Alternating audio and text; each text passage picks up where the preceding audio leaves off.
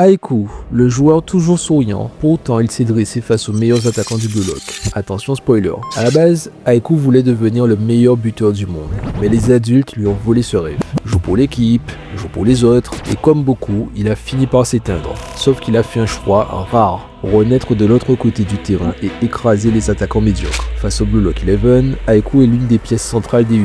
Le capitaine, le verrou, il calme Shido, impose le respect et gère de main de maître la ligne défensive. Et quand Izagi ou Yukimiya foncent vers le but, il est là pour les stopper. Chaque faille, chaque trou défensif, il les ressent. Il bouge avant que la menace n'existe. Et face à Rin, il ferme chaque option, une à une. À la fin, il serre la main d'Izagi.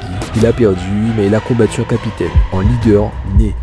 Chez le Hubber, Aiku passe un cap. Lorenzo est la star de la défense, ok, mais Aiku c'est l'ossature. Dès le premier but encaissé contre le Bastard, il analyse Izagi, il le déchiffre, puis il active de nouveau sa métavision. La perception de l'espace devient létale. Il coupe, intercepte, couvre, il devance Kaiser, et malgré tout ça, il reste humble. Il encourage Nico, il soutient Sendu, c'est un vrai patron. Et même s'il s'est fait surprendre une fois ou deux, il a prouvé que dans le domaine de la défense pure, il est encore au sommet. Ses armes, une puissance physique hors norme, une métavision solide couplée à une réflexion défensive instantanée, une lecture du terrain panoramique pour anticiper les dangers bien avant les autres, et un flow, une vraie capacité à verrouiller l'espace jusqu'à faire paniquer des joueurs comme Rin ou Yukimiya. Alors aujourd'hui, je te pose la question, qui d'autre que le Rock Oliver Aiku comme capitaine de la future sélection japonaise? Dis-moi ce que t'en penses en commentaire.